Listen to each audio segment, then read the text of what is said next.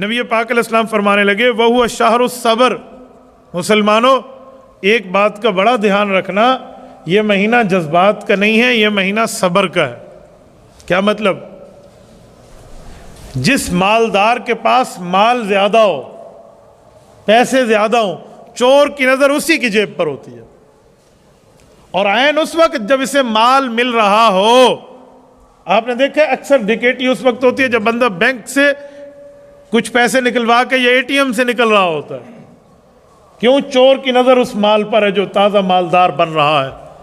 تو شیطان ہے نا، شیطان نے دیکھا یہ ایمان سے ایماندار بن رہے ہیں، رحمت سے رحمت دار بن رہے ہیں، نیکیوں سے نیکوکار بن رہے ہیں، خطاؤں کی توبہ مل رہی ہے، نفل فرض کے برابر فرض 70 فرضوں کے برابر مل رہا ہے، ایک رات کی عبادت 84 سال کی عبادت کے برابر، 1000 مہینے کے برابر مل رہی ہے شب قدر۔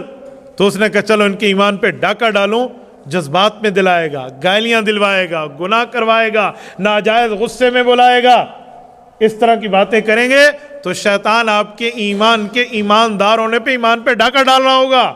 تو نبی پاک نے احتیاط فرمائی، فرمایا لوگو وَهُوَ شَهْرُ الصَّبْرِ، اس مہینے میں یہ کام نہیں کرنے، اس مہینے میں آپ نے نیکیوں کو بچانا بھی سیکھنا ہے، خالی نیکیاں کرنا نہیں ہے، اصل نیکیوں کی حفاظت بھی کرنی ہے۔ وَهُوَ شَهْرُ الصَّبْرِ، یا رسول اللہ ایک بندہ غصہ کرے میں صبر کر لوں، ایک بندہ جذبات میں آئے میں صبر کر لوں، ایک بندہ کچھ اوپر نیچے کہہ دے میں صبر کر لوں، تو مجھے کیا ملا؟ وہ تو غصہ کر کے اپنی انا کو بھرم کا قائم رکھ کے چلا گیا، میرا کیا بنا؟ فرمایا وَالصَّبْرُ ثَوَابُهُ الْجَنَّةُ، میرا بیٹا تجھے رب العزت فرماتے ہیں صبر تو کر لے، اس کے بدلے میں جنت کے اندر گھر میں تیرا بنا دوں گا۔ یہ 5ویں دلیل نبی پاک نے ارشاد فرمائی اس مہینے کے مبارک ہونے پر، اس خطبے کا 5واں پوائنٹ۔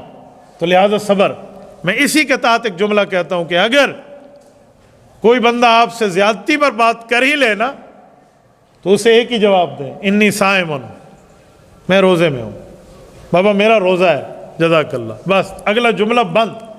اگلی بات کہنے کی ضرورت نہیں ہے کہ میں بک بک نہیں کر سکتا، میں تیرے ساتھ بے حیائی نہیں کر سکتا، میں تیری طرح گالیاں نہیں دے سکتا، یہ جملہ کہنے کی ضرورت ہی نہیں، میرا روزہ ہے۔ اگلے کو حیا کر کے سمجھ لینا چاہیے وہ کیا کہنا چاہ رہا ہے۔ تو اسی لیے بس یہ نیکی کرنے کے بعد بچانا بھی ہے۔ یاد رکھیں صرف دوا سے بات نہیں بنتی جب تک احتیاط نہ ہو، جب تک پرہیز نہ ہو۔ ایسے دوائی کیا اثر کرے گی؟ آپ کے میں ٹینکی بھرنے کے لیے واٹر پمپ لگوا دیا ہے، لیکن ٹینکی میں اتنا بڑا آپ سوراخ رکھوا دیں، وہ خاک بھرے گی اس کو؟ اس موٹر نے کیا کام کرنا ہے؟ تو ہمارے پاس نیکیاں تو آ رہی ہیں لیکن شیطان ہمارے گناہوں کے سوراخ کرواتے جا رہا ہے، ہم نیکیاں یہاں ڈماڈول کر کے جا رہے ہیں تو پیچھے فائدہ۔ تو یہ نبی پاک علیہ السلام نے 5ویں چیز ارشاد فرمائی۔